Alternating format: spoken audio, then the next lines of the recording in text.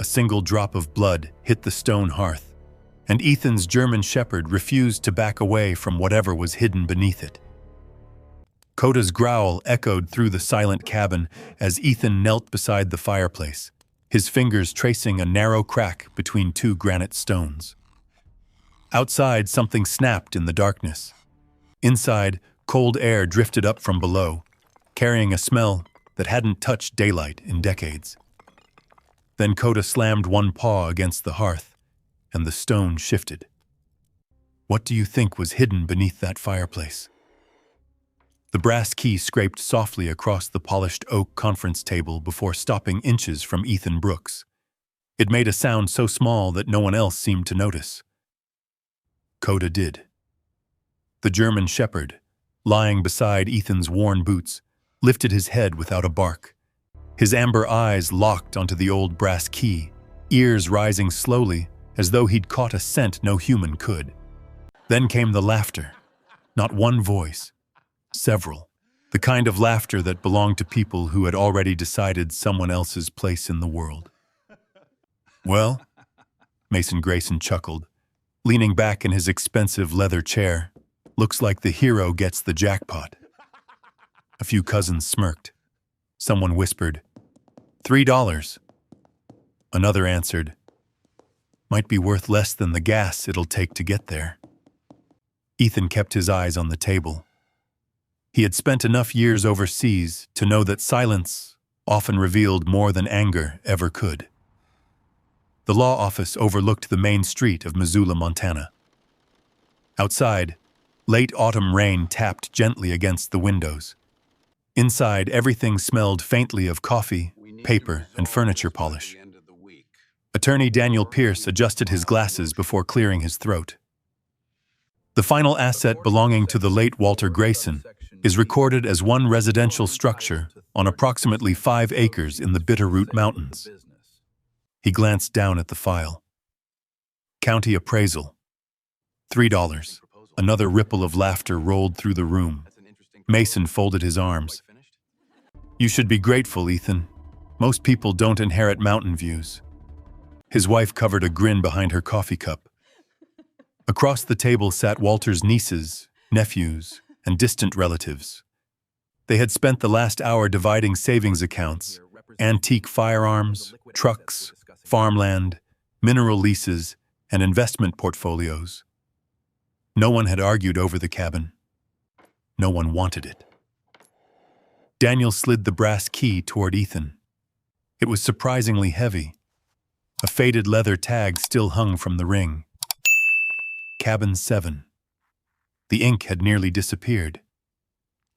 You are the legal owner as of this morning, Daniel said quietly. Ethan nodded once. Thank you. Nothing more. He reached for the key. The brass felt strangely cold despite the heated room. For a moment, he simply held it. The weight reminded him of something. Not the metal itself. The balance. Like old military hardware built to last generations. Across the room, Mason laughed again. You planning to renovate it? No. Burn it down? No. You could probably sell the wood. Ethan looked up. His face carried the weathered lines of a man older than 39. His beard needed trimming. The sleeves of his faded canvas jacket were patched at both elbows. The only clean thing about him was the way he met another man's eyes. I'll go see it first. Another cousin snorted. Suit yourself. Daniel closed the estate folder. That concludes the distribution. Chairs scraped backward. People gathered purses, phones, and car keys. Within seconds, they were discussing ski vacations and holiday dinners as though Walter Grayson had never existed. Nobody looked back at Ethan. Nobody said goodbye. Only Daniel paused beside him. For what it's worth, the attorney said quietly. Walter changed his will 6 months before he died. Ethan frowned. You knew him? A little. Daniel hesitated. He wasn't the kind of man who wasted effort. Before Ethan could ask another question, Daniel was called away by another client entering the office. The moment passed. Outside, cold rain drifted across the parking lot. Ethan walked toward the only thing he still owned besides the key, a faded blue pickup with nearly 300,000 miles on the odometer. Rust covered the wheel wells. The driver's door had to be lifted slightly before it would latch.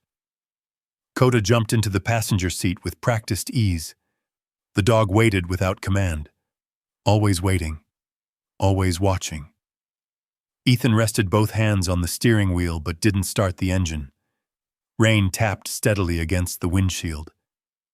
For several seconds, he simply listened. Tap, tap, tap. Then, a metallic clang from somewhere nearby. His body reacted before his mind. His shoulders tightened. Breathing stopped. Left hand reached instinctively toward a place where a rifle hadn't hung in almost 7 years. His eyes swept mirrors, windows, roofline, nearest exit. Contact left, clear right. No movement. Only a construction worker dropping a steel pipe beside the building next door. The sound faded. Ethan let out a slow breath. Easy, he muttered to himself. Koda nudged his elbow. The dog had learned the signs long ago. Nightmares, fireworks, helicopters, metal striking concrete. Always the same frozen look before Ethan remembered where he really was. He rubbed the bridge of his nose. I'm good. Koda wasn't convinced. He rested his head across Ethan's thigh until the trembling in Ethan's hand disappeared. Only then did Ethan pull the brass key from his pocket. Rain blurred the daylight outside. He turned the key over slowly. The front was plain. Years of scratches, worn edges, nothing unusual. Then he flipped it over. Something caught the light. A shallow engraving. Almost completely worn away. Not decorative. Intentional. He leaned closer. The outline had nearly vanished beneath decades of use, but enough remained for his memory to recognize it. A shield. A mountain. Crossed rifles beneath it.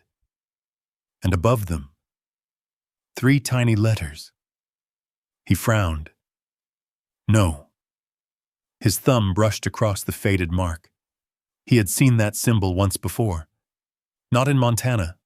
Not in any civilian workshop. It had been stamped onto old engineering equipment during a joint military training exercise years earlier. Someone had tried very hard to erase it, but not quite hard enough. Beside him, Koda suddenly lifted his head. The German shepherd stared toward the mountains beyond the rain-covered town. Then, without taking his eyes off the horizon, he let out one low, quiet whine. Ethan followed Koda's gaze.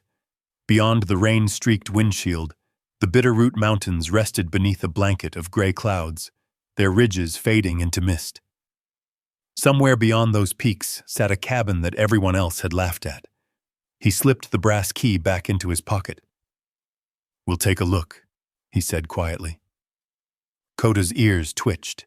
The old pickup coughed twice before the engine finally caught. By dawn the next morning, Missoula was already behind them. The highway narrowed as they drove south. Storefronts disappeared. Billboards gave way to ranch fences, then open pasture, then forests thick with lodgepole pine. The farther they climbed, the quieter the world became. Only the hum of the tires remained.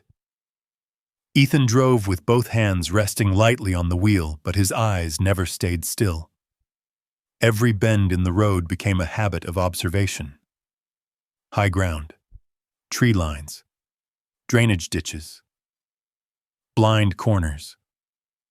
Years after leaving Afghanistan, his mind still built invisible maps without asking permission. Potential cover, possible choke point, limited visibility. The habits had outlived the war. Koda sat upright in the passenger seat instead of lying down. His nose worked constantly, catching scents through the cracked window.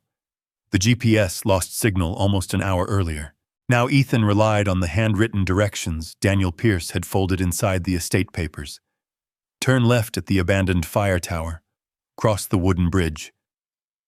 Follow Forest Service Road 19 until it ends. The pavement became gravel. Gravel became packed dirt. Branches arched overhead until daylight narrowed into a tunnel of green. The truck bounced over deep ruts. Dust drifted behind them. No other vehicles. No cell service. No sound, except tires crunching over stone. A sharp crack echoed from somewhere behind the trees. Before he consciously processed it, Ethan's right foot eased off the accelerator. His breathing slowed. Koda immediately stood. Both man and dog stared toward the timber. Another crack. Closer. Ethan reached beside the seat, fingers brushing the handle of the fixed-blade knife clipped inside the console. Not panic. Routine. He rolled another 20 yards before stopping beside a small clearing. Engine off.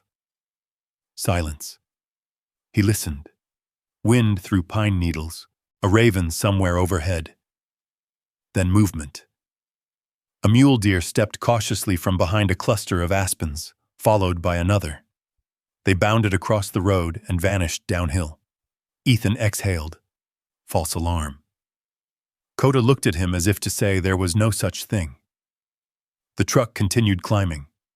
The road narrowed until brush scraped both sides of the doors. One fallen pine forced Ethan to stop. He climbed out, boots sinking into damp needles. The tree wasn't large.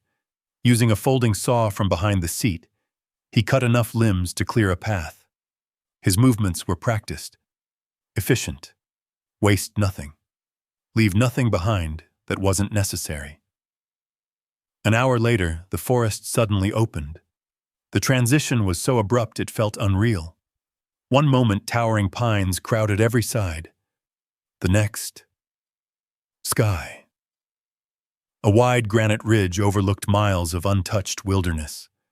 Late afternoon sunlight broke through the clouds, spilling gold across distant valleys. And there, the cabin. Ethan stopped breathing for a second. This. He climbed out slowly.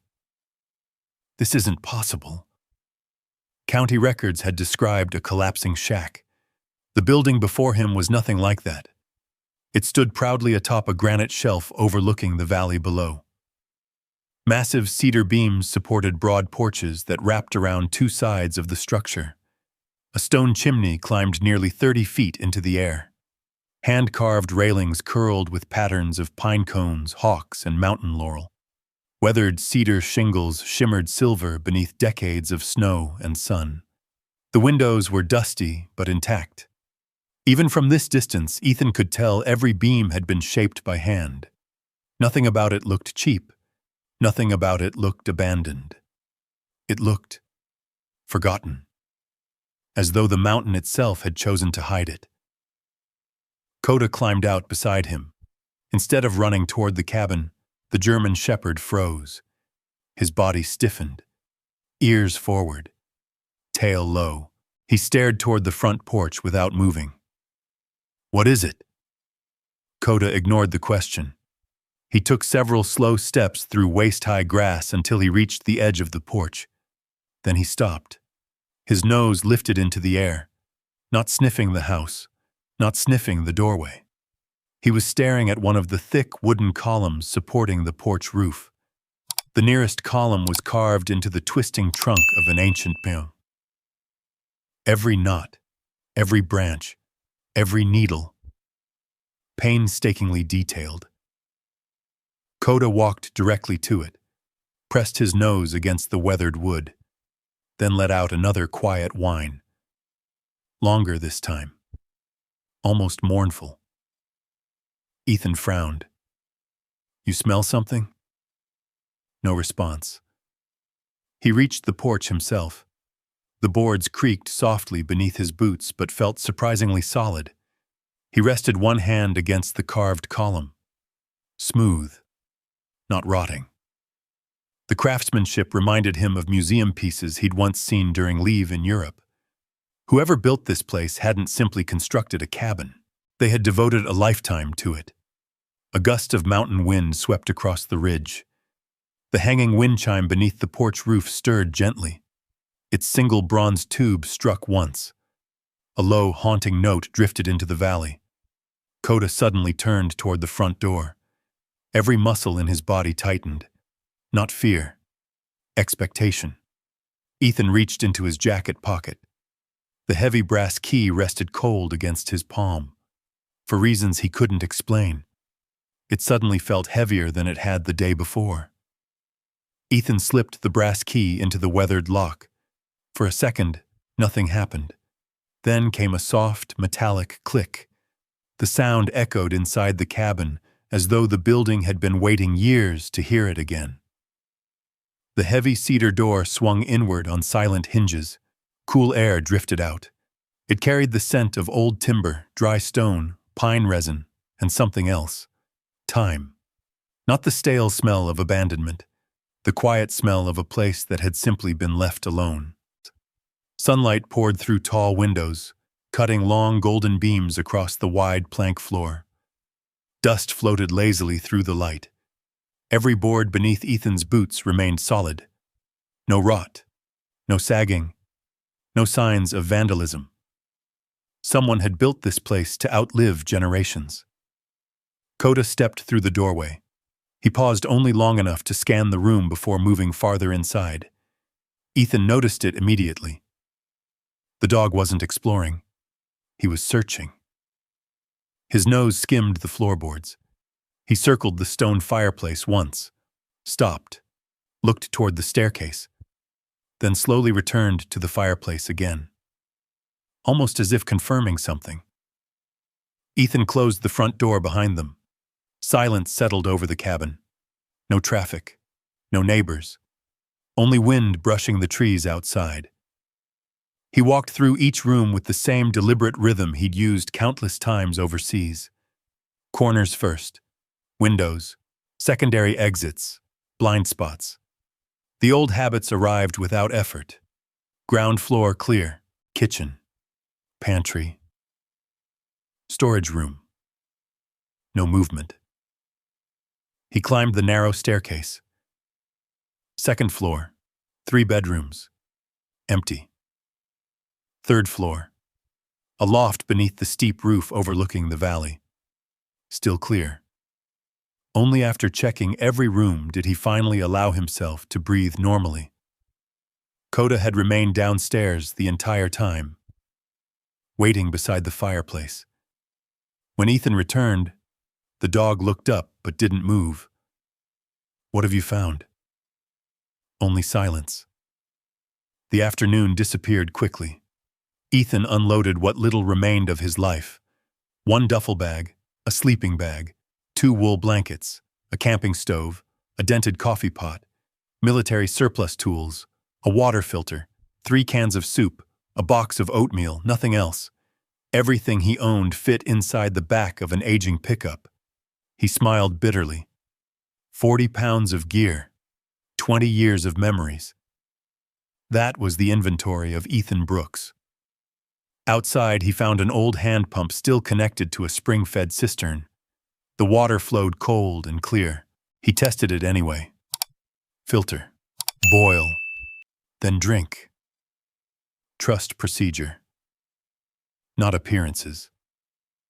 As sunset painted the mountains orange, Ethan climbed onto the cabin roof carrying a hammer, roofing nails, and a bundle of cedar shakes he'd found stacked neatly inside the woodshed. Several shingles had loosened over the years. Nothing major. He repaired each section carefully, balanced, measured. 1 movement at a time. The physical work quieted the noise in his head. For the first time in months, he realized he hadn't thought about tomorrow. Only the next nail, the next board, the next step. By darkness, the fire crackled warmly inside the stone fireplace. A small pot of soup simmered over the flames. Koda finally lay down. Not beside Ethan, directly in front of the fireplace, facing it, watching. Ethan noticed. "You planning to guard the fire all night?" The dog's ears flicked. Nothing more. Outside, wind moved through towering pines. Branches brushed softly against the roof. The cabin answered with quiet groans as old timber adjusted to cooling air. It felt alive. After dinner, Ethan spread his sleeping bag beside the hearth. His body welcomed the hardwood floor. After enough nights beneath bridges and abandoned campsites, comfort had become a relative thing. He closed his eyes. The fire popped. A sharp crack. Instantly, orange light exploded. Dust, smoke, someone shouting, "Contact front!" The world vanished beneath deafening pressure. His heartbeat slammed into his throat. Ethan rolled sideways before he was fully awake. One hand found the knife. The other shoved the sleeping bag aside. His breathing shortened. Eyes moving. Door. Window. Corner. Clear left. Move. He crossed the room in 3 silent steps, shoulders low, instinct carrying him from one point of cover to another. Another crack from the fireplace. He spun. Only burning cedar. Only firewood shifting. No explosions. No gunfire. No Afghanistan. The room slowly returned. Stone walls, wooden table, old rocking chair, the smell of soup. Not diesel fuel, not burning metal. Koda was already beside him. The German shepherd pressed firmly against Ethan's leg without making a sound. His steady weight anchored Ethan back to the present. Ethan rested one trembling hand on the dog's neck. "I'm home." His voice barely carried. "I'm home." The words felt unfamiliar. He wasn't sure he believed them. Much later, after the fire burned low, exhaustion finally overtook him. Morning sunlight slipped through the tall windows. Birdsong echoed outside. For a moment, Ethan forgot where he was. Then he saw the carved ceiling beams above him. The cabin. Koda.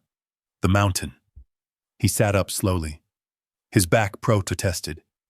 Koda wasn't beside him. The dog still sat exactly where he'd been the night before, in front of the fireplace, watching the ashes, as if he had never looked away. Ethan frowned. "You've been there all night?" Koda glanced back only briefly before lowering his nose toward the cold ashes. Something caught Ethan's attention. He knelt beside the hearth. The ash bed should have been smooth. Instead, 4 narrow grooves crossed the gray surface. Fresh. Too deep to be caused by settling embers, they looked almost like claw marks. Except, they began beneath the iron grate, not above it. They started somewhere inside the stone fireplace itself. Ethan reached forward, ran his fingers lightly across the marks. Cold. Recent. His eyes slowly lifted toward the massive granite hearth. Koda let out a low, steady growl, and for the first time since entering the cabin, Ethan found himself wondering whether something inside the fireplace had been trying to get out. He leaned closer. The granite stones had been fitted with remarkable precision. Whoever built the fireplace had shaped each block by hand. Even after decades of Montana winters, the mortar remained almost untouched. The claw marks ended beneath the cast iron grate. Not beside it, not on top of it, beneath it. Koda lowered his nose again and inhaled deeply. Then he pawed once at the hearth. Not wildly. One deliberate scrape. Ethan had learned long ago to trust patterns more than instincts. Patterns kept soldiers alive. One scratch meant curiosity. Repeated scratches meant certainty. He stood and fetched a small pry bar from the truck. For nearly 20 minutes he examined every seam around the fireplace. Nothing. No loose stone. No hollow sound. No hidden latch. Finally, He laughed quietly at himself. "You've been alone too long, Brooks." He set the pry bar aside. There were more immediate problems. The woodshed roof sagged badly. One shutter upstairs had broken loose. Winter would arrive within weeks. If he intended to survive here, repairs came before mysteries. The rest of the morning passed beneath clear mountain skies. Ethan replaced broken shingles on the shed, reinforced loose fence posts, and stacked several cords of seasoned firewood beneath the porch overhang. He worked steadily. Measure, cut, hammer, repeat. His body remembered construction almost as naturally as it remembered combat. Every so often, Koda disappeared into the surrounding woods before returning a few minutes later, always from the same direction, always circling the cabin before settling once more near the fireplace. Just after noon, Ethan noticed something odd. Koda wasn't wandering anymore. He was digging, not outside, inside. Near the eastern corner of the main room where wide pine floorboards met the stone foundation. The dog scraped carefully with one paw, stopped, looked back at Ethan, then scraped again. "What have you got?" Koda stepped aside. Ethan knelt beside the floor. The boards looked no different from the rest of the cabin. He tapped them lightly with the handle of his hammer. Solid. Solid. Then thunk. A duller note. He tapped again. Thunk. His eyes narrowed. Different density. Different cavity underneath. He brushed years of dust from the narrow seam between two boards. Almost invisible. Someone had matched the grain so perfectly that the opening disappeared unless sunlight struck from exactly the right angle. Using the tip of his pocket knife, Ethan lifted gently. The board rose less than an inch. Enough. He slipped his fingers underneath. A square wooden panel lifted free. Below it rested a small steel box wrapped in faded canvas. No rust. Whoever sealed it had expected moisture.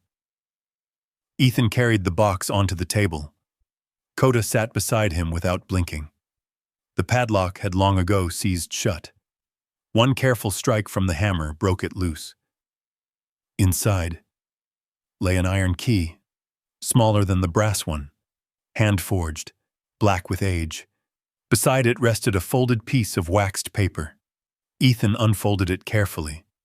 The handwriting was firm, patient, every letter deliberate. It read only one sentence. "Don't open the second door until you understand why this place exists. No signature, no date, nothing else." He turned the paper over. Blank. The iron key felt surprisingly warm in his palm, despite the cool mountain air. "Second door," he murmured. "There isn't even a first one besides the front entrance." Koda suddenly stood. His ears snapped forward.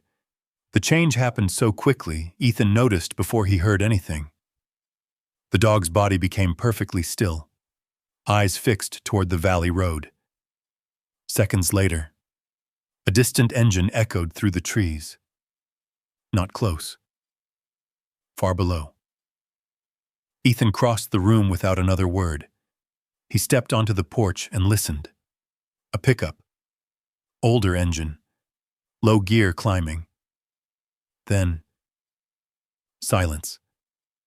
No vehicle appeared. No dust rose above the trees. Only the fading sound of tires somewhere beyond the ridge. Someone had turned around.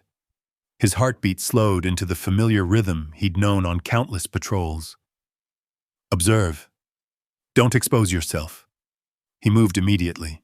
The steel box disappeared beneath loose floorboards. The note slipped inside his jacket. The iron key went into a separate pocket from the brass one. Outside, he walked backward across the porch, brushing away fresh boot prints with a cedar branch. He circled behind the cabin instead of using the obvious path. Years of moving through hostile terrain returned without conscious thought. Stay below the skyline. Avoid silhouettes. Watch reflections before movement. He climbed 30 yards up the hillside behind the cabin until thick pines concealed him. From there, the cabin lay fully visible below. He settled behind a fallen log, waiting, watching. Nearly 15 minutes passed. Nothing. Then sunlight flashed briefly through the trees on the opposite ridge. Glass. Binoculars. Whoever held them lowered the reflection almost instantly, too disciplined to remain exposed. Ethan never saw the person's face, only the brief outline of a dark jacket disappearing between the pines. Gone. He stayed motionless another 10 minutes. No movement. No sound. Just wind. When he finally returned to the cabin, Koda met him halfway across the clearing. The German shepherd didn't bark, didn't growl. He simply pressed against Ethan's leg, eyes still fixed toward the distant ridge. Ethan rested one hand on the dog's neck. "You saw them before I did." Koda blinked once. The mountain had suddenly become much quieter. Too quiet. Ethan looked back at the cabin, then toward the hidden road below. Someone else knew this place existed, and whoever they were, they had been watching long before Ethan ever arrived. Ethan didn't sleep much that night. He never lit more than a single lantern.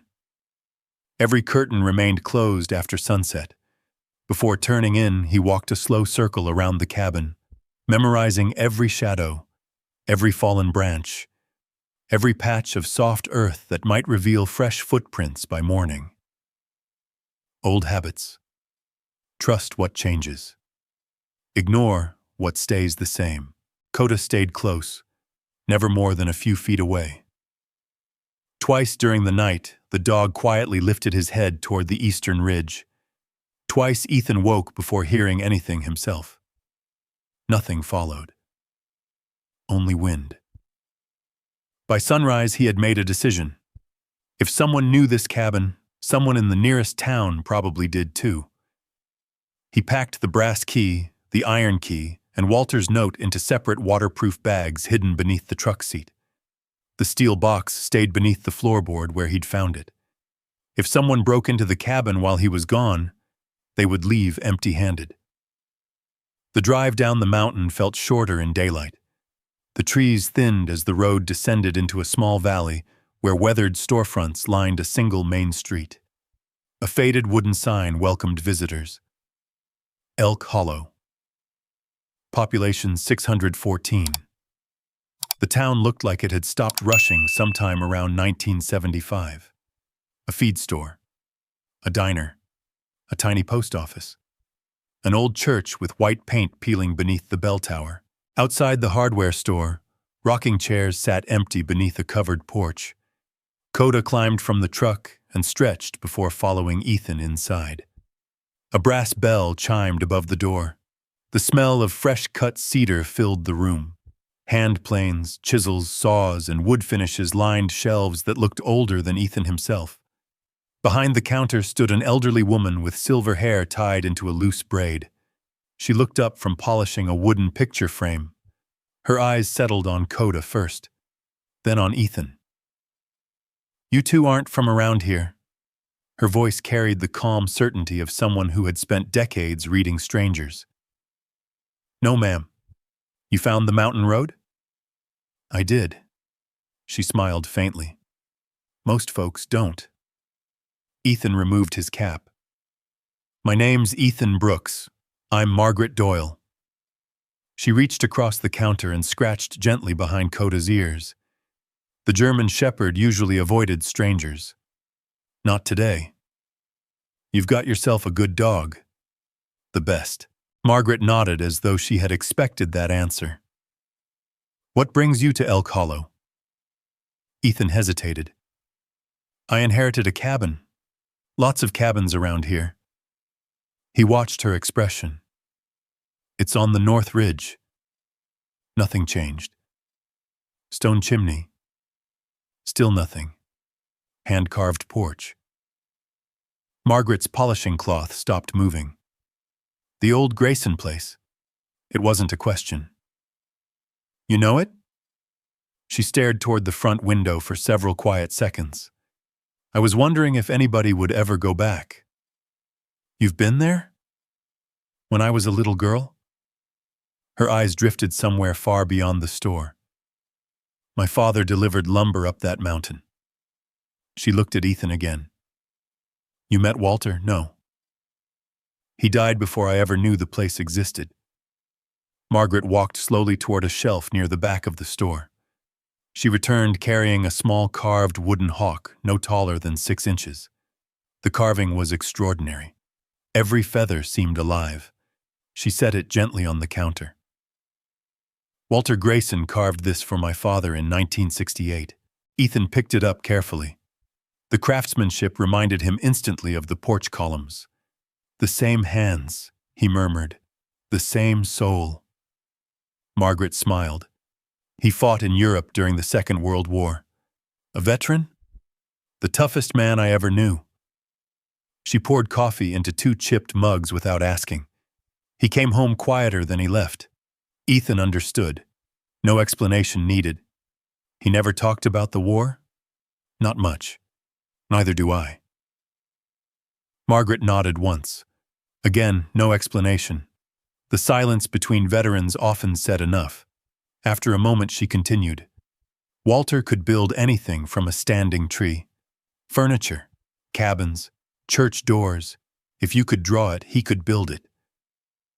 What happened? Her smile faded. His own family. She looked toward the mountains again. They liked what Walter could make, but they never liked Walter.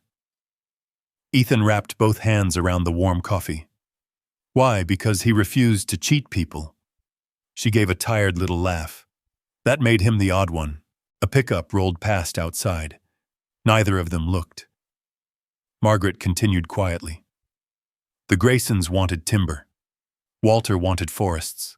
They wanted mines. He wanted rivers. They called him stubborn.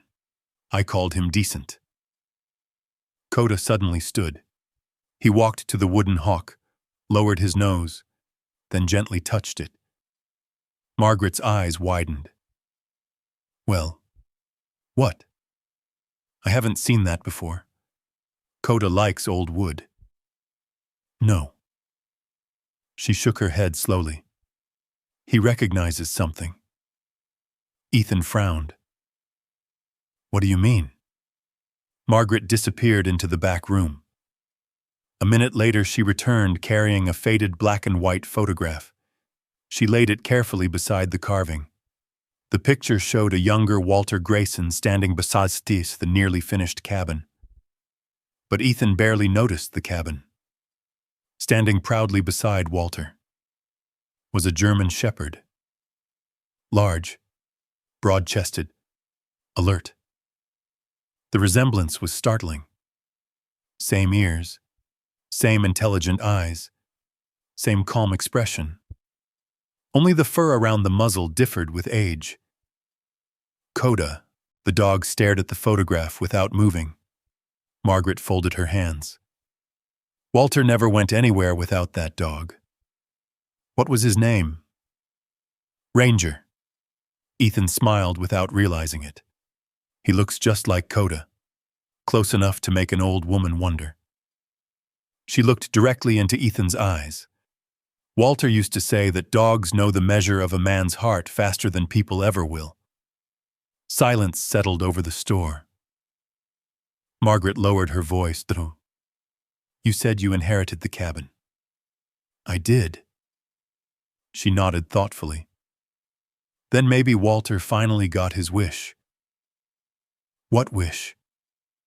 She glanced toward Koda once more, then whispered almost to herself. If the dog chose you. She looked back at Ethan. Then Walter must have finally found the man he'd been waiting for. Outside, a cold wind rattled the store windows. Neither Ethan nor Koda noticed. Both were staring at the old photograph. And for the first time, the cabin no longer felt abandoned. It felt as though someone had spent decades preparing for Ethan's arrival. The drive back to the ridge was quiet. Margaret's words lingered in Ethan's mind long after Elk Hollow disappeared behind the trees. If the dog chose you, he wasn't a man who believed in fate. Not anymore. War had stripped away most things that couldn't be measured. Distance, timing, luck, training. Those were real. Destiny was something people talked about after funerals. Still, he found himself glancing toward Koda every few miles. The German shepherd sat calmly beside him, watching the winding road ahead as if he already knew where they were going. By late afternoon, the cabin stood waiting beneath a sky washed clean by the previous night's rain. Nothing looked disturbed. No tire tracks, no footprints, no broken windows. Ethan remained inside the truck for nearly a minute, watching, listening. A habit learned after too many patrols through villages that looked peaceful until they weren't. Nothing moved. Let's go. Koda jumped down first. The dog paused halfway across the clearing, nose lifted into the breeze. Then he walked directly to the front porch. Inside, the cabin felt different. Not because anything had changed, because Ethan had. He no longer saw an abandoned building. He saw a craftsman's final work. Every beam, every joint, every hand-cut peg. Walter Grayson had left pieces of himself everywhere. Ethan ran his fingertips across the carved fireplace mantel. A hawk, a winding river, towering pines. Every detail had purpose. His military instructor used to say the same thing during reconnaissance. If something exists, ask why it's there. He stepped back, looked at the room as a whole instead of individual objects. Patterns, balance, symmetry. Then one detail broke the pattern. 7 wall panels stretched along the western side of the cabin. 6 shared identical grain. The 7th, its grain flowed almost perfectly. Almost. One knot sat slightly higher than the others, not by accident, by intention. Ethan smiled faintly. You were hiding something. He pressed gently against the knot. Nothing. He tried another. Still nothing. Koda wandered over. Instead of scratching, the dog leaned his shoulder against the panel. A soft click echoed inside the wall. Ethan froze. Slowly, a narrow section of cedar slid outward less than an inch. He slipped his fingers into the gap. The panel opened silently. Inside rested a leather journal wrapped in waxed canvas.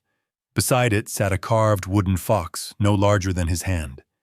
The craftsmanship stole his breath. Each strand of fur had been cut individually.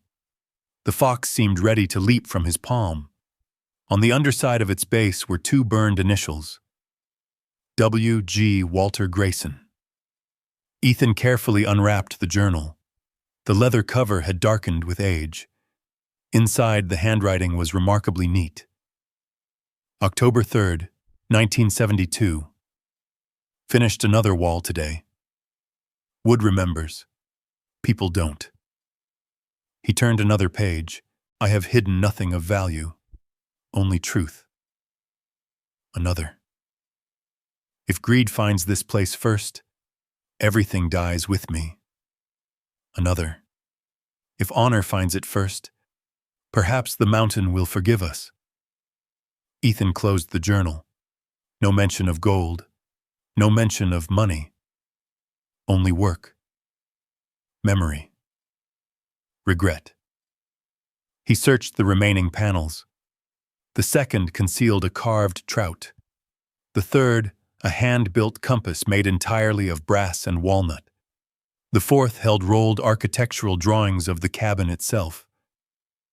Every hidden compartment had been disguised so perfectly that no ordinary visitor could have found them. Walter hadn't built hiding places. He had woven them into the cabin itself. Hours slipped away unnoticed.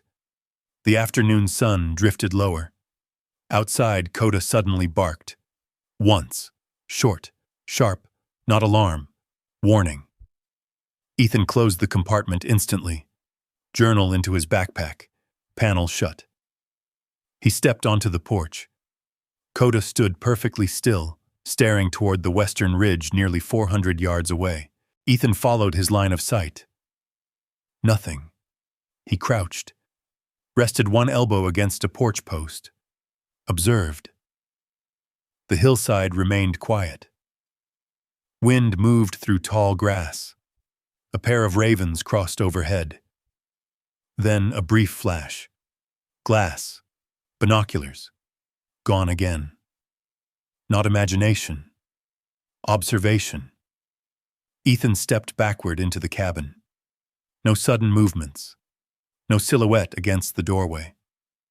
He retrieved the small field binoculars he'd kept since leaving the army. Old. Scratched. Reliable. Instead of looking directly where he'd seen the flash, he scanned farther left, then slowly worked back.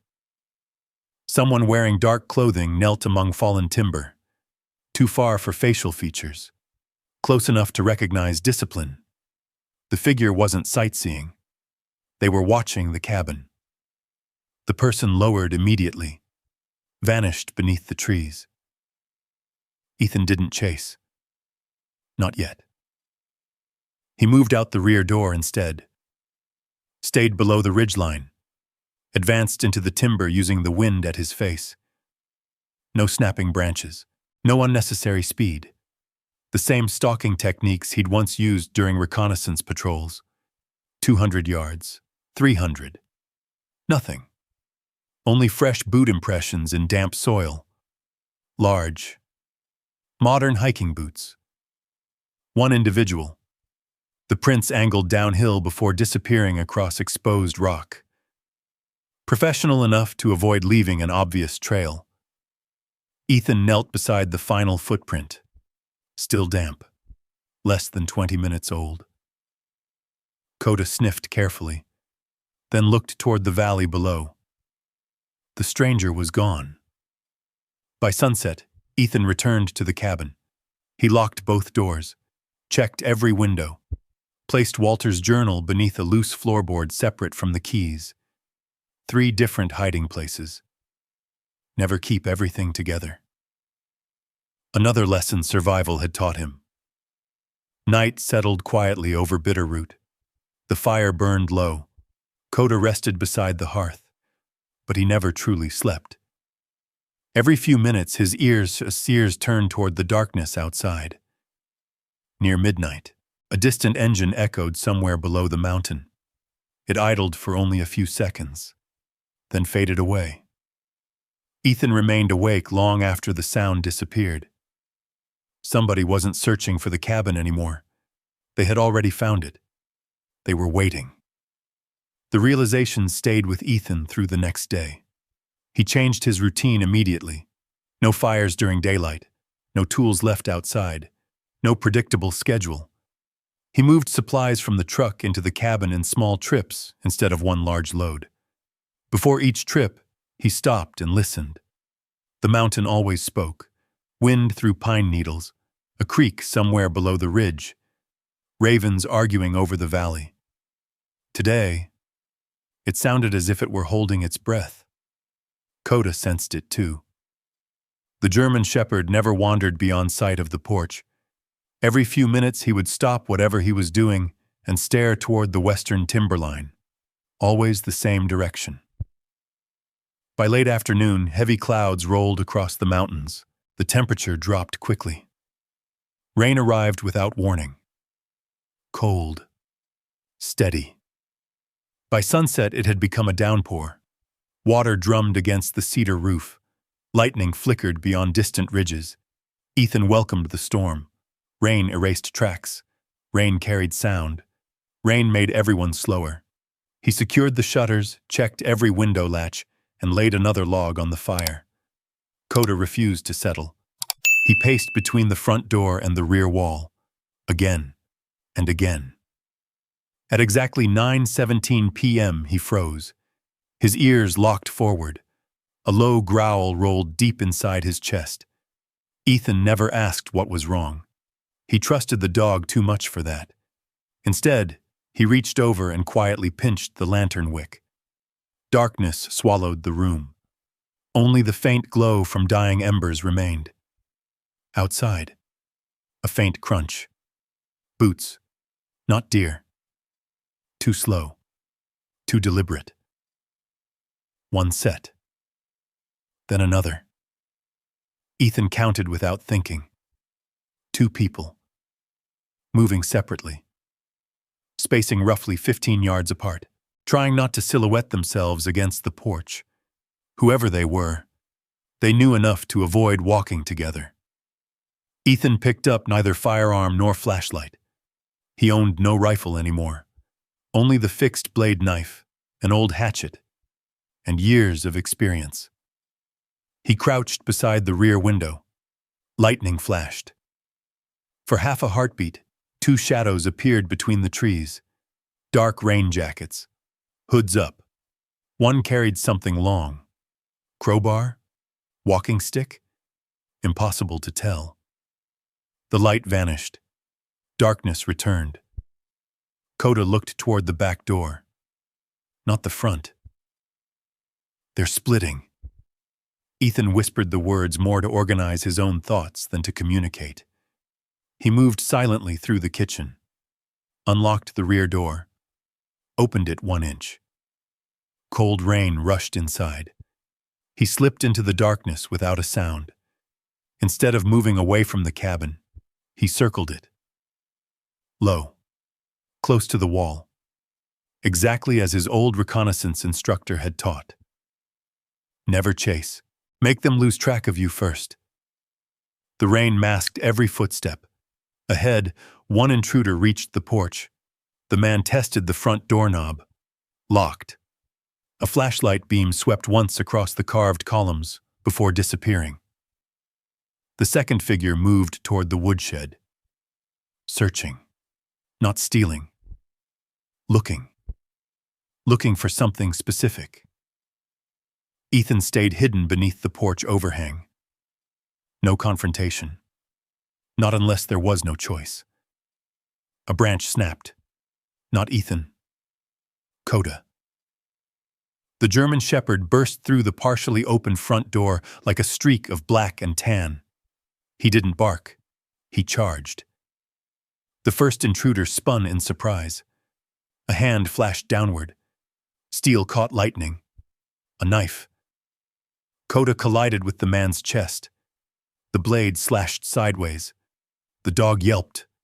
A sharp, painful sound Ethan had never heard before. Koda hit the ground, rolled once, then lunged again.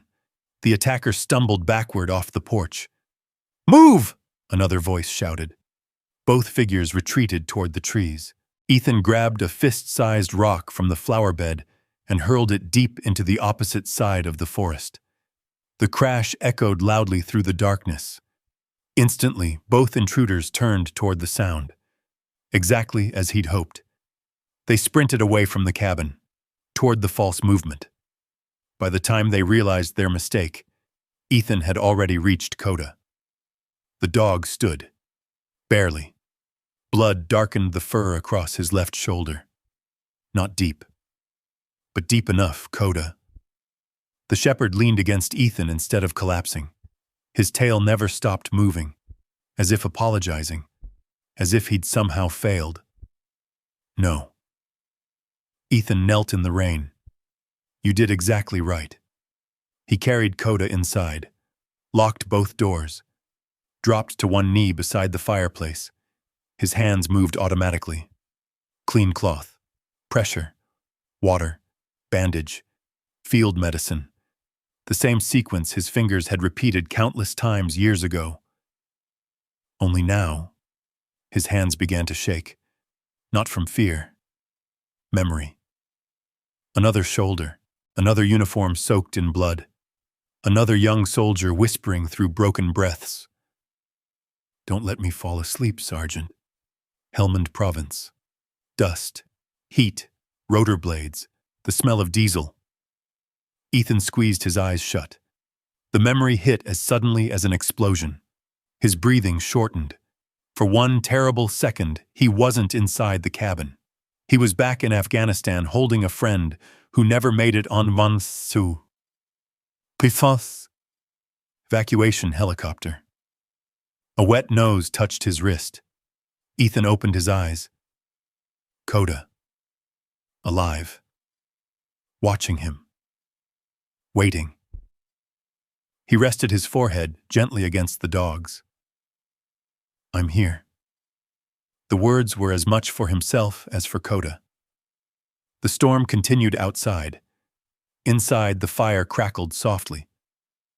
After replacing the blood-soaked bandage, Ethan noticed several drops had fallen across the granite hearth. One drop had slipped into a hairline crack beside the fireplace. He wiped at it with his sleeve. The crack widened slightly, not because of the blood, because something beneath the stone had shifted. He leaned closer, ran his fingers along the edge. There, a seam, perfectly straight, invisible unless moisture collected inside it. Ethan pressed gently. Nothing. He tried again. A muted click echoed beneath the hearth. The granite slab moved less than half an inch. Cold air drifted upward from somewhere below. Ethan stared at the opening. Koda, despite the fresh bandage around his shoulder, slowly raised his head. His ears stood tall. He wasn't looking at the fire. He was looking into the darkness beneath the stone. Something hidden inside the fireplace had finally begun to open. Ethan waited, not because he was afraid, because rushing into an unknown space had buried good men. He reached for the lantern instead of the flashlight.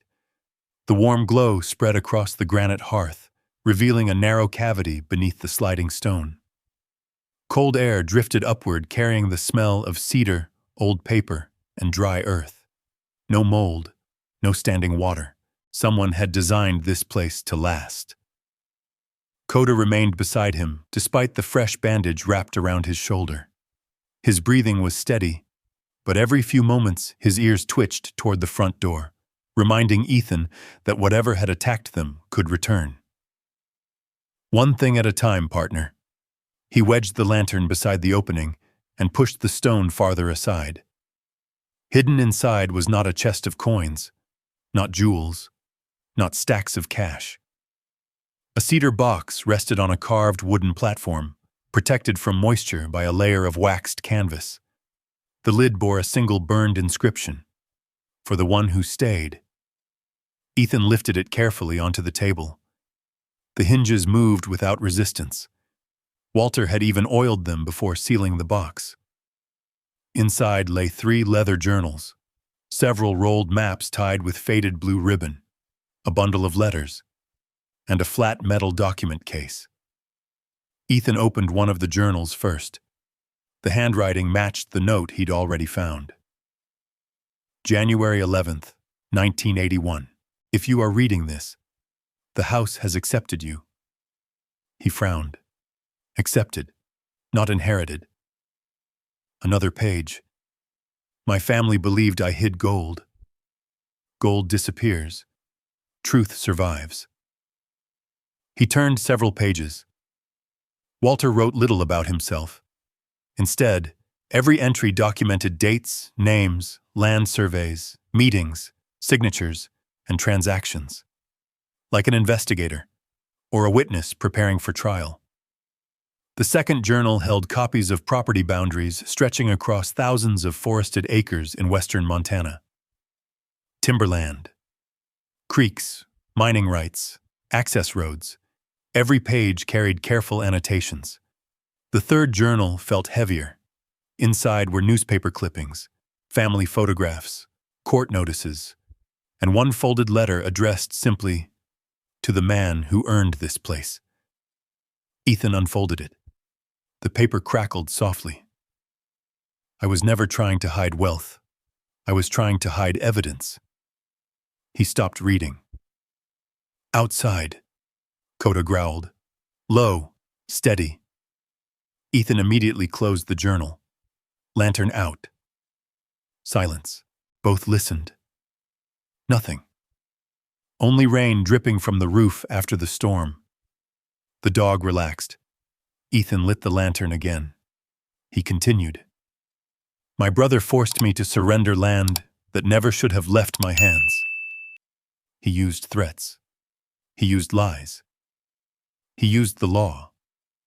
Everything built afterward belongs to a theft. Ethan slowly opened the metal document case. Inside lay original land deeds, surveyor maps, signed affidavits, property transfers, and one envelope sealed with dark red wax. The seal had already cracked with age. Inside rested 2 sheets of paper. One contained a comparison of signatures. The other stopped Ethan cold. It was a sworn statement written by Walter himself. The signature transferring my land was forged after I refused to sell.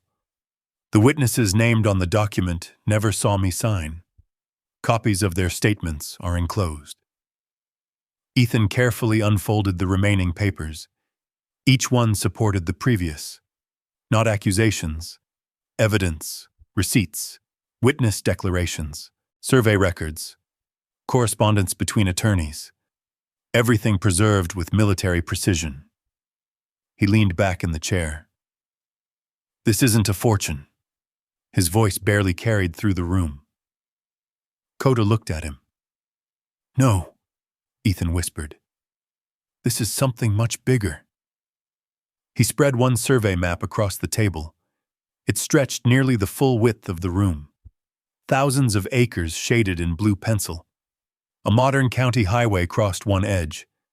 Several mining leases had later been added in red ink. Then he recognized a familiar name.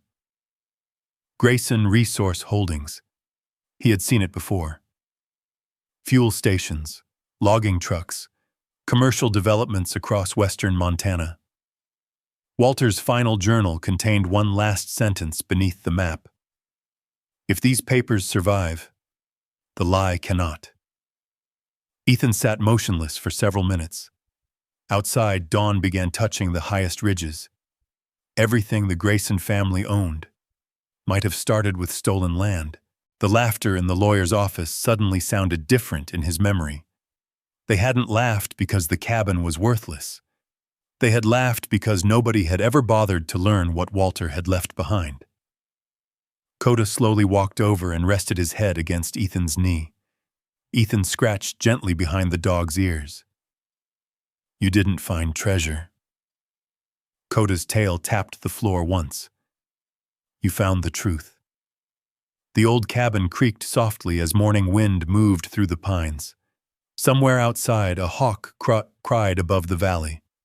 Ethan carefully returned every document to the cedar box. Not because he doubted what he'd found, because he suddenly understood why strangers had been watching the cabin. They hadn't come looking for gold. They had come looking for these papers. And now, so had everyone connected to the Grayson fortune. The cedar box no longer felt like an inheritance. It felt like evidence. Ethan carried it upstairs, not to hide it, to force himself to think. Every instinct told him to move. Every lesson the army had taught him warned against staying in one place after contact. But another lesson mattered just as much. Never move the objective until you understand who is hunting it. He locked the journals inside an old wardrobe in the loft. The deeds went into a waterproof pouch beneath a loose floorboard under the bed. Walter's handwritten confession stayed folded inside his jacket. 3 hiding places. 3 different paths. No single mistake could cost everything.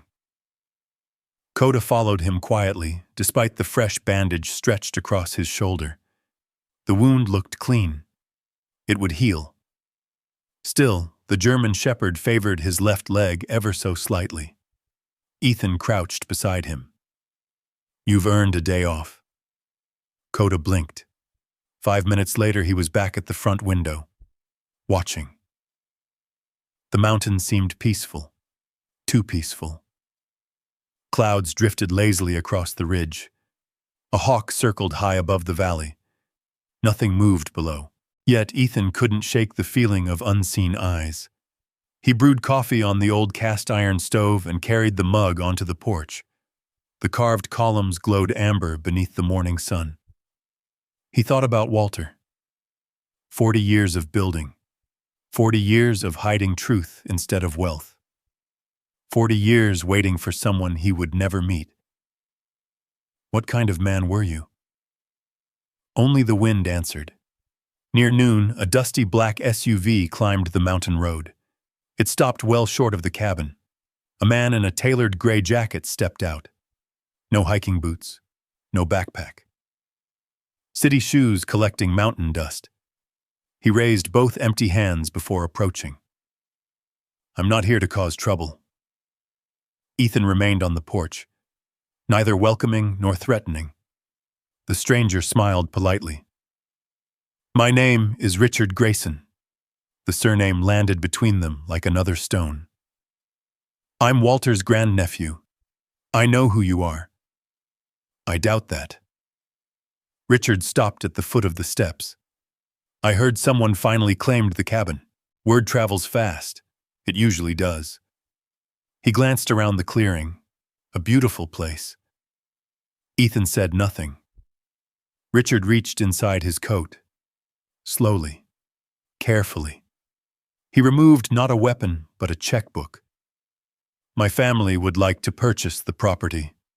It's not for sale. You haven't heard the offer. I don't need to. Richard sighed. $50,000. No. 100,000. No. You've barely been here a week. Ethan rested one hand lightly on the porch railing. I've already decided. Richard studied him for several long seconds. You know, my uncle was eccentric. He filled people's heads with stories. This cabin isn't worth ruining your life over.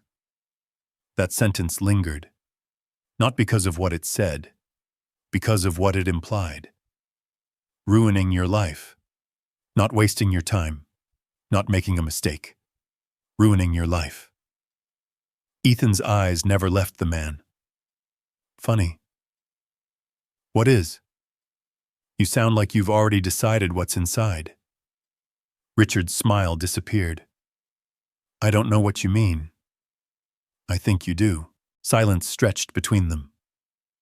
Finally, Richard slipped the checkbook back into his pocket. If you change your mind, I won't. The man nodded once, then turned toward his SUV. Before climbing inside, he looked back. My family has lawyers, Ethan answered calmly. So do I. Richard frowned. You don't even know one. I know one. He thought of Daniel Pierce, the quiet attorney who had paused before everyone else walked away. The SUV disappeared down the mountain. Its dust settled slowly over the road. Koda watched until it vanished completely. Only then did he return to Ethan's side. That evening, Ethan drove into Elk Hollow. Daniel Pierce had agreed to meet after closing hours inside his small office above the pharmacy. The attorney listened without interrupting as Ethan laid Walter's letter on the desk. Not the deeds, not the journals, only the confession.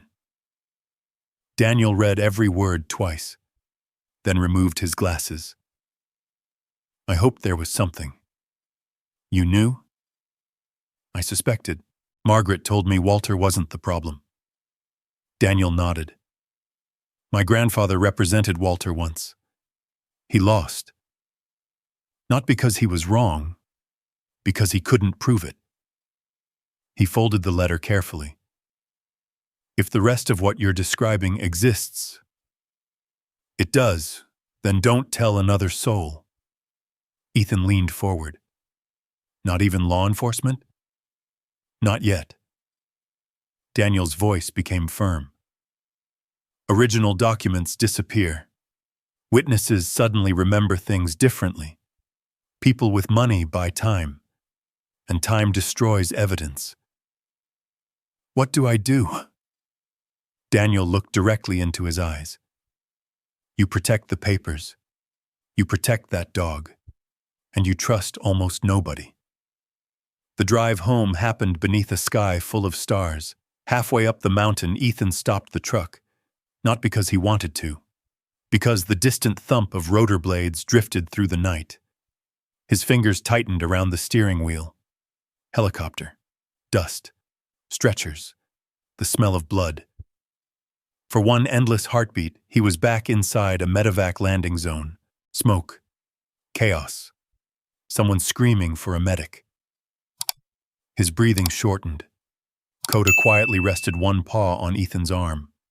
The mountain returned. The stars, the truck, the silence. Ethan swallowed hard. I'm okay. The words sounded weaker than he intended. Back at the cabin, he couldn't sleep. Near 3 a.m, he found Walter's final journal again. One loose page had slipped free from the binding. He unfolded it. Only a single sentence appeared across the center. Wait until the dog leads you to the tower. Ethan slowly looked toward Koda. The German shepherd was already awake, already looking upward, toward the dark ceiling above the loft. Ethan followed Koda's gaze. The dog stood slowly despite the healing wound on his shoulder. He didn't whine. He didn't bark. He simply limped toward the narrow staircase leading to the loft. Easy, Ethan whispered. You don't have to prove anything. Koda climbed anyway, one careful step at a time. The old staircase creaked beneath his weight. Ethan grabbed the lantern and followed. The loft overlooked the entire cabin. Morning light filtered through the round window beneath the roof peak, painting long bands of gold across the hand-hewn floorboards. Everything appeared exactly as it had the day before. Until Koda stopped. The German shepherd stood beneath the highest section of the ceiling. He lifted one paw, scratched once, then again. A hollow knock answered from above. Ethan raised the lantern. There, almost invisible against the cedar planks, a square outline, no larger than 3 feet across, a concealed hatch. He smiled despite himself. Walter. Using the handle of his knife, he gently tapped around the edges. Solid, solid, hollow. He found a tiny wooden peg tucked inside one of the ceiling beams. It looked like a decorative knot. When he pulled it, a folded ladder unfolded silently from above. Dust drifted through the lantern light. The mechanism worked as smoothly as though Walter had built it yesterday. Koda looked up but stayed where he was. His injury wasn't ready for another climb. You've done enough. Ethan scratched behind the dog's ears. I'll take it from here. Lantern in one hand, Ethan climbed carefully into the narrow tower. The space above surprised him. Instead of another storage loft, it opened into a small octagonal room surrounded by tall windows. Every window framed a different piece of the Bitterroot Mountains. Snow-covered peaks, dark forests, the winding river below. Walter had built himself a place to watch the seasons pass. At the center of the room stood a walnut table. Nothing else. No furniture. No decorations. Only a rectangular wooden chest resting beneath the morning sunlight. Burned into its lid were 6 simple words. Truth belongs to those who endure.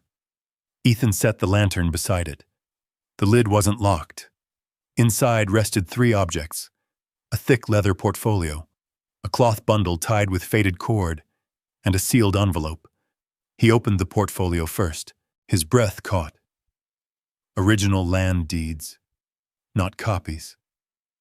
The original survey from 1951. Boundary maps, government seals, official registrations, every document bearing Walter Grayson's name. Beneath them lay another deed, dated 5 years later, the transfer of the same land to Walter's older brother. Ethan compared the signatures. They looked similar, but not identical. Years of military paperwork had taught him to notice details: pressure, stroke direction, spacing. These signatures had not been written by the same hand. The cloth bundle contained dozens of handwritten practice signatures, the same name repeated over and over. Walter Grayson. Walter Grayson. Walter Grayson.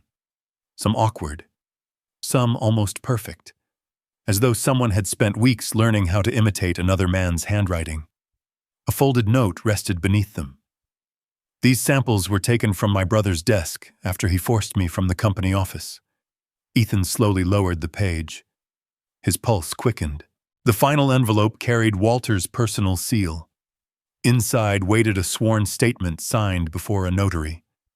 Walter described being threatened into surrendering his family's timberland. When he refused, his signature had been forged. Witnesses had been bribed. Records altered. The fraudulent transfer became the foundation of Grayson Resource Holdings. Every expansion, every logging contract, every mining lease, everything afterward rested on a crime. Ethan sat quietly for a long time. Outside, wind brushed the tower windows. Far below, Koda barked once. A reminder. Stay present. He carefully returned every document to the portfolio. There was enough evidence here to overturn decades of ownership, enough to destroy fortunes, enough to expose people who believed the truth had died with Walter. He carried everything downstairs. Koda greeted him halfway down the ladder, tail moving slowly. You were right. The dog leaned gently against his leg. You knew there was another room. Ethan spread the documents across the dining table. Sunlight moved across the pages. Every signature, every survey, every notarized statement. He photographed each page using his old cell phone. No signal, but the images were safely stored. Redundancy. Another lesson from the Army. Never trust a single copy. That afternoon, he drove directly into Elk Hollow. Daniel Pierce waited inside his office. The attorney closed the blinds before Ethan laid the portfolio across his desk. For nearly 40 minutes, neither man spoke. Daniel examined every document with cotton gloves, compared signatures, checked dates, studied official seals. Finally, he removed his glasses. His voice came out almost as a whisper. Ethan. What? This is enough. Enough to invalidate every fraudulent transfer that followed. He carefully tapped the forged deed. If these originals withstand forensic examination, he looked up. Grayson Resource Holdings was built on property that never legally belonged to them. Silence settled over the office. Outside, someone laughed on the sidewalk. A truck rolled past. Life continued as though nothing had changed. Daniel closed the portfolio. We have to proceed carefully, I figured. They'll either fight this for years, he paused, or they'll do everything possible to keep it out of court. Ethan looked toward the mountains through the office window. He thought about Walter. 40 years building a cabin. 40 years protecting truth instead of chasing revenge. He thought about Koda, bleeding on the porch because he'd refused to abandon his owner. Then Ethan nodded. I'm not interested in taking everything. Daniel studied him. What are you interested in? Ethan looked back toward the ridge where the cabin waited beyond the forests.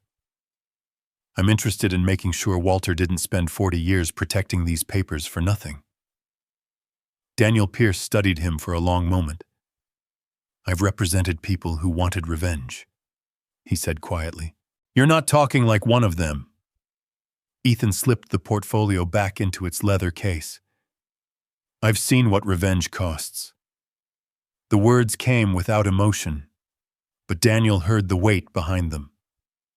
In Afghanistan, everybody believed one more strike would fix the last one. It never did. The attorney nodded. So what do you want? Ethan looked down at the scar across the back of his hand. a pale line that disappeared beneath his sleeve. I want the truth recognized. And after that? I want the land to start helping people instead of making them disappear. The office fell silent. Outside, the courthouse clock struck 4. Daniel finally smiled. Walter chose well. 3 days later, a black sedan rolled slowly into the gravel parking lot outside Sawn. Daniel's office. Richard Grayson stepped out first.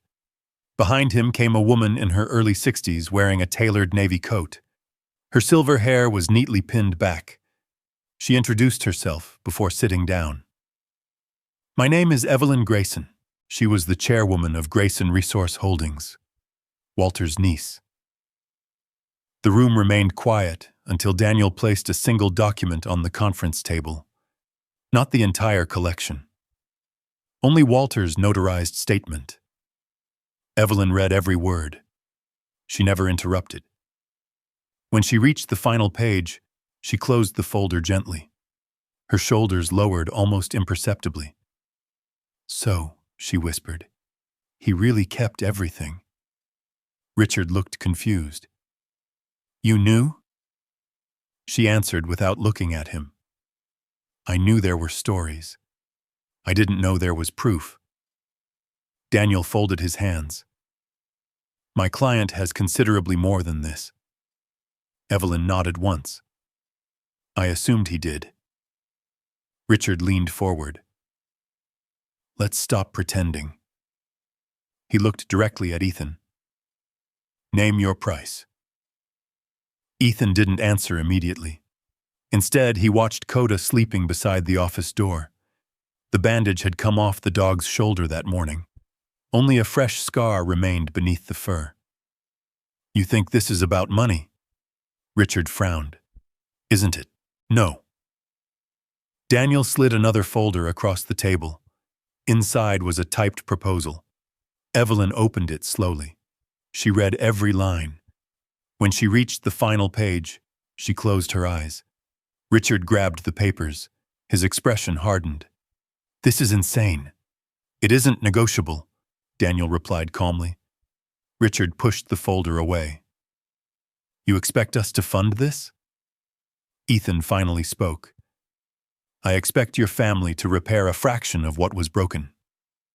Evelyn continued reading. The proposal contained no demand for ownership of the company, no request for luxury homes, no personal fortune.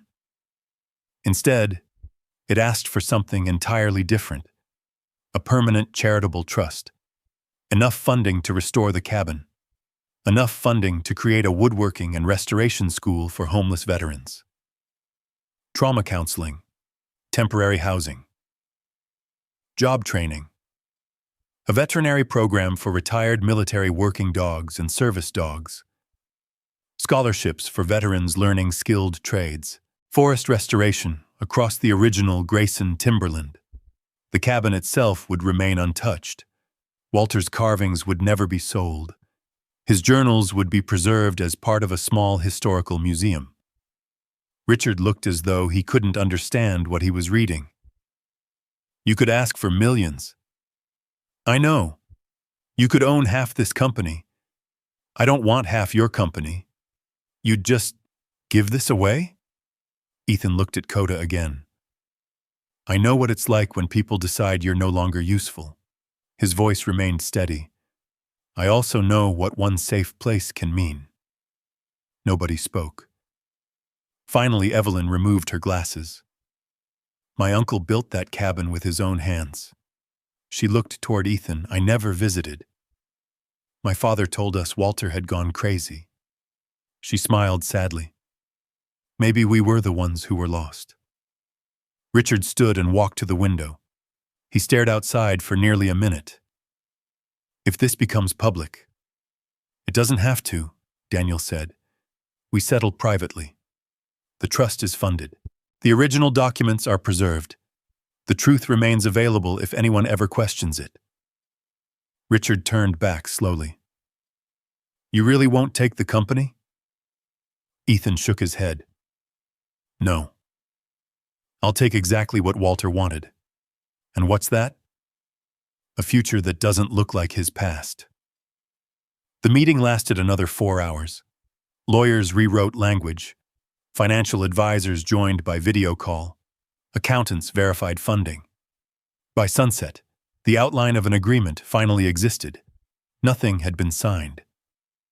But for the first time in generations, two branches of the Grayson family sat at the same table without shouting. As Ethan and Koda walked outside into the cool Montana evening, Daniel caught up beside him. "You know," the attorney said, "most people would have burned them to the ground." Ethan looked toward the western mountains glowing beneath the setting sun. "I spent too many years watching things burn." He opened the truck door for Koda. "I'd rather build something, far above the valley." The old cabin stood quietly against the darkening sky. For the first time since Walter Grayson closed its door for the last time, its purpose was no longer hidden. It was finally about to begin. The first snowfall arrived 6 weeks after the agreement was signed. The Bitterroot Mountains disappeared beneath a blanket of white so clean it seemed to erase every scar carved into the ridges. The old cabin stood exactly where Walter had left it. Only now, smoke curled steadily from its stone chimney. Warm light glowed through handcrafted windows each evening. The place no longer waited. It welcomed.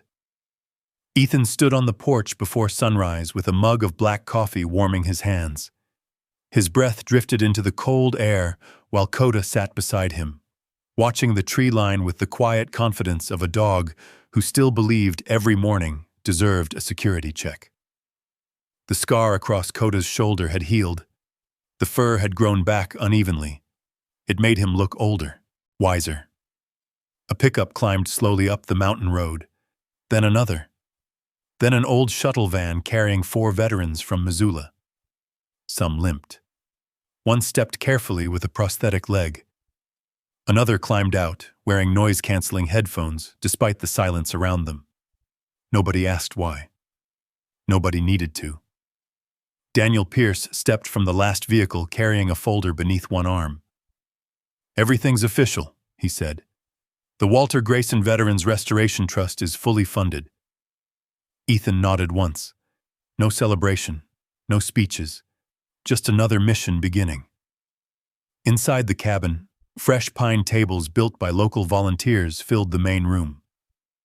Walter's journals rested safely inside a glass display near the fireplace. Every carving remained exactly where Walter had hidden it. Nothing had been sold. Nothing had been moved without purpose. Margaret Doyle walked slowly through the front door carrying a wooden toolbox. "I figured somebody ought to teach these boys how to sharpen chisels properly." One of the younger veterans laughed. "I thought this was woodworking." "It is," Margaret answered, "and woodworking starts with respecting your tools." The room smiled with her. By noon, the sound of mallets echoed across the valley. Not weapons, not explosions, only wood finding its shape. Ethan worked beside a former army medic named Luis. The younger man barely spoke. Every sudden noise made his shoulders tighten. Every helicopter passing somewhere beyond the mountains drew his eyes upward. Ethan recognized the look immediately. He didn't offer advice. Instead, he quietly handed Luis another piece of cedar. "Try this grain." That was enough. Healing rarely began with conversations. Sometimes it began with keeping your hands busy. Outside, Koda wandered between every newcomer. He stopped beside each veteran for a few seconds. Some scratched behind his ears. Others simply rested a trembling hand on his back. He accepted both with the same calm patience. Near sunset, a dark SUV rolled carefully into the clearing. Ethan recognized Evelyn Grayson immediately. She climbed out alone. No reporters, no lawyers, no security. She carried a small wooden box. "I thought these belonged here."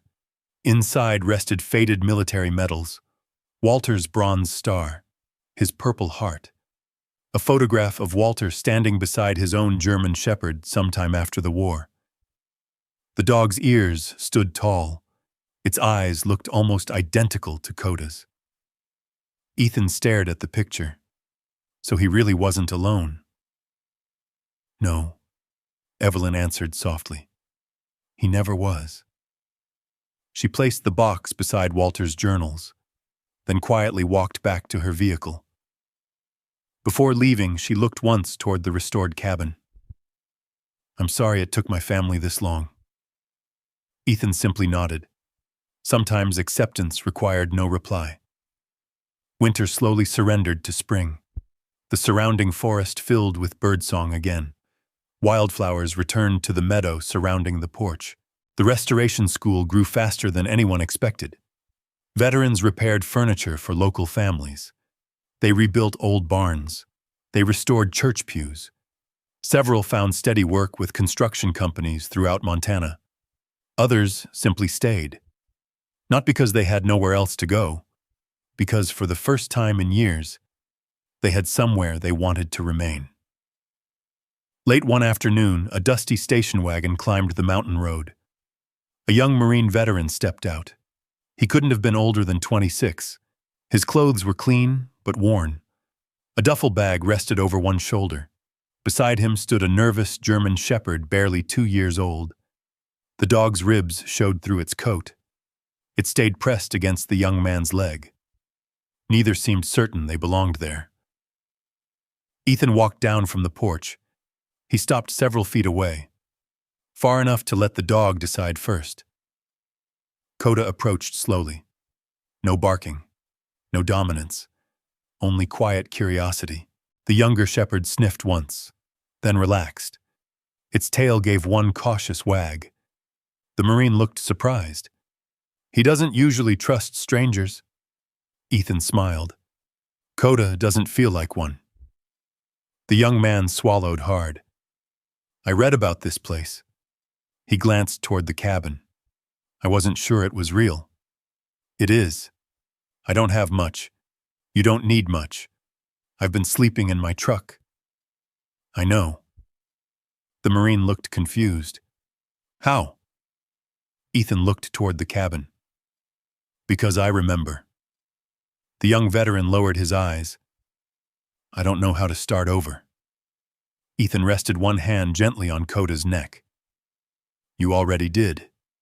He pointed toward the porch. The hardest step is the first one. The Marine followed Ethan toward the cabin. His shepherd walked beside Koda. Neither dog pulled ahead. They climbed the old wooden steps together. The porch creaked exactly as it always had. The wind moved softly through the pines. The same wind Walter Grayson had listened to for 40 years. The same wind Ethan had first heard on the night he believed he had inherited nothing.